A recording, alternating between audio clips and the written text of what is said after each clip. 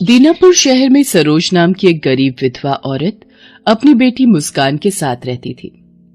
सरोज जब शादी होकर आई तब सब कुछ ठीक था, पर पति के एक हादसे में अचानक देहांत के बाद सरोज के जेठ जेठानी ने सब कुछ अपने कब्जे में कर लिया और खुद अच्छी जमीन जायदाद के मालिक बनकर पड़ोस में ही एक टूटा घर सरोज को रहने के लिए दे दिया।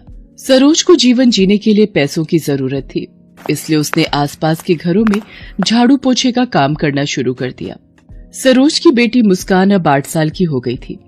एक शाम, ताई जी, मैंने सोनम की गुड़िया नहीं तोड़ी। मैं तो इसके साथ खेलने भी नहीं आ रही थी। सोनम ने खुद ही खेलते हुए गुड़िया का हाथ मोड़ा था। भिखारिन की औलाद, मेरी फूल सी बच्ची पर झूठा इल्जाम लगाती है। चल जा यहाँ से, वरना इतना मारूंगी ना कि नानी याद आ जाएगी। तभी सरोज काम से वापस आ जाती है। वो मुस्कान को रोता देख घबरा जाती है। मुस्कान रोते हुए उसे सारी बात बताती है। माँ, मैंने सचमुच सोनम की गुड़िया नहीं तोड़ी थी। चुप हो जा मेरी रानी बिटिया, मुझे पता है मेरी मुस्कान कभी झूठ नहीं बोलती। जिसको जो कहना है कहने दो। भगवान हमारा सच जानते हैं, हमें किसी और को प्रमाण देने की जरूरत ही नहीं। अच्छा सुन, ये देख आज मैं तेरे लिए क्या लाई। जामुन? मेरा जामुन खाने का बहुत मन था। रुको मैं धोकर लाती हूँ, फिर आप और मैं मिलकर जामुन खाएंगे। सरोज की आंखें आंसुओं से भीग जाती हैं और वो अपनी जेठानी के पास जाती है। भाभी, आपने और जेठ जी ने मुस्कान के बाबा के जाने के बाद मेरे साथ जो भी किया वो मैंने बर्दाश्त कर लिया, पर आप मेरी मुस्कान पर अत्याचार करना बंद कर दो। मैं आपसे विनती करती हूँ, मेरा मुस्कान के अलावा इस दुनिया में कोई नहीं। मेरी बच्ची को तंग करना बंद कर दो। लो जी, तू तो ऐसे लड़ने आ गई जैसे मैं तेरी बच्ची को जान से मार दूंगी। अरे उसने मेरी सोनम की इतनी महंगी गुड़िया तोड़ दी, खुद तो उसे खरीद कर दे नहीं सकती। अगर हम अपनी बच्ची को कुछ खरीद कर दें तो तू और तेरी बेटी जल भुन जाते हो। सुनो जी, मैंने आपको पहले ही कहा था, इन माँ बेटी को अपने घर के सामने रहने की जगह मत दो, पर आपने मेरी एक नहीं मानी। सरोज, आज के बाद हमारे घर अपने रोने लेकर आने की जरूरत नहीं है, नहीं तो यह घर भी तुम्हारे हाथ से जाने में देर नहीं लगेगी। फिर दर दर भटकना अपनी बच्ची को लेकर। सरोज जानती थी उसके जेठ जेठानी किसी भी हद तक जा सकते हैं, इसलिए वो चुप हो जाती है। 2 दिन बाद होली का त्योहार था। हर तरफ होली की धूम थी। गुलाल, पिचकारी, रंग, गुब्बारे, गुजिया, समोसे और ढेरों पकवान की दुकानों से बाजार सज चुके थे। सोनम भी महंगी महंगी पिचकारी खरीद कर होली खेल रही थी। होली है भाई, होली है, बुरा न मानो, होली है। मुस्कान, ये देख मेरी नई पिचकारी, मेरे बाबा ने आज ही ला कर दी है। मैं तो खूब होली खेलूंगी, बड़ा मजा आएगा। ये ले, मैंने तुझे होली के रंगों से भिगो दिया। अब तू कैसे बचेगी बता? माँ भी आज मेरे लिए नई पिचकारी लाएंगी, देखना। फिर मैं भी तुझ पर अपनी पिचकारी से रंग छोड़ूंगी, फिर तुझे भी पूरा गीला कर दूंगी। अरे तेरी माँ के पास इतने पैसे कहाँ जो तेरे लिए मेरी सोनम जैसी पिचकारी ला कर दे। ये ले सोनम बेटा, गरम गरम गुजिया खा और खूब होली खेल। उधर सरोज काम निपटाकर घर जा ही रही थी। अच्छा हुआ आज तनख्वाह के 3000 रुपए मिल गए। अब इन रुपयों से महीना भी आराम से निकल जाएगा और परसों होली भी है। मुस्कान के लिए पिचकारी, रंग और होली की मिठाई खरीद कर ले जाती हूँ। दुकान पर तो बहुत भीड़ है, पर लेना तो पड़ेगा, कल और भीड़ हो जाएगी। भैया, ये पिचकारी कितने की दी? ये वाली 60 रुपए की और ये वाली 120 की है। भैया, ये 60 रुपए वाली पिचकारी और ये लाल पीला गुलाल का पैकेट और एक ये रंग की डिब्बी दे देना। सरोज के हाथ में एक छोटा बटुआ था। वो जैसे ही बटुए को खोलने लगी, एक मोटरसाइकिल पर 2 बदमाश उसका बटुआ छीनकर तेजी से मोटरसाइकिल दौड़ाकर भाग गए। मेरा बटुआ! चोर चोर, कोई मेरी मदद करो! चोर मेरा बटुआ छीनकर भाग गए।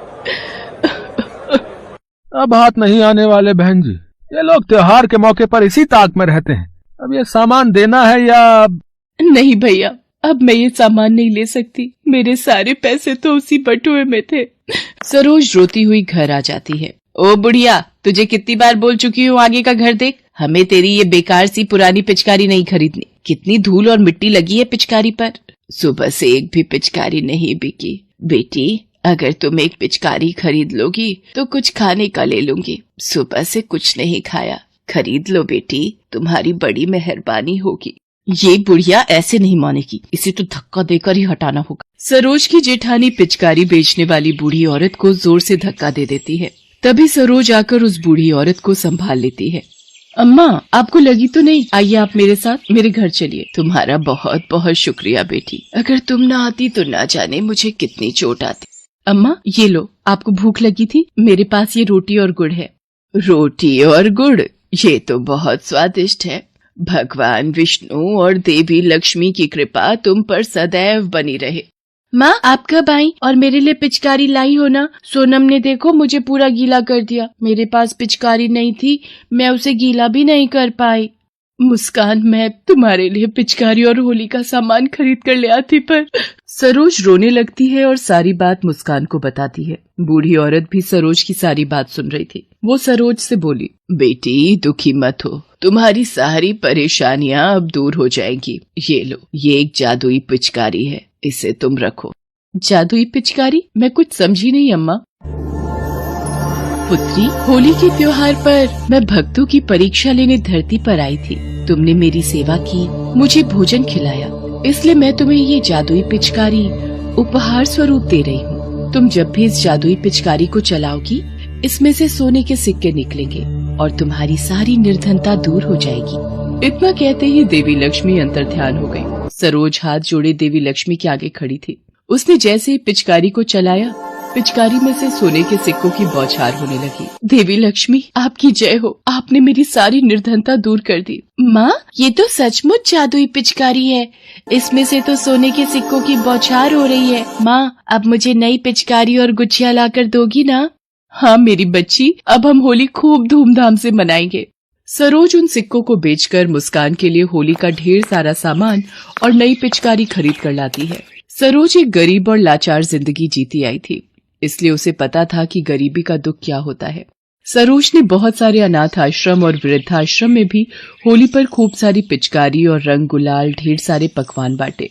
गरीबों और जरूरतमंदों को भी सरोज ने होली पर बहुत सारा खाने पीने का सामान बांटा। सरोज को ऐसा करते देख उसके जेठ जेठानी ये बात हजम नहीं कर पा रहे थे। सोनम ने मुस्कान से बातों बातों में सारी सच्चाई जान ली और अपने माता पिता को बता दिया। अच्छा, तो इस भिखारिन के पास जादुई पिचकारी आ गई है जो सोने के सिक्के उकलती है। सुनो जी, ये पिचकारी अब हमारी होगी। सोनम, तुझे पता है ना कि क्या करना है? सरोज अभी किसी काम से बाहर गई हुई है, तू जल्दी से मुस्कान से वो जादुई पिचकारी लेकर आ जा। मुझे पता है वो सीधी सादी है, बड़े आराम से दे देगी। मुस्कान, क्या थोड़ी देर के लिए मैं तेरी जादुई पिचकारी घर ले जाऊं? ये ले सोनम जादुई पिचकारी, पर थोड़ी देर में दे जाना। माँ, पिताजी ये लो, मैं पिचकारी ले आई। ये क्या, इसमें से तो कुछ भी नहीं निकल रहा। ये सरोज तो बहुत झूठी निकली, ये कोई जादुई पिचकारी नहीं है।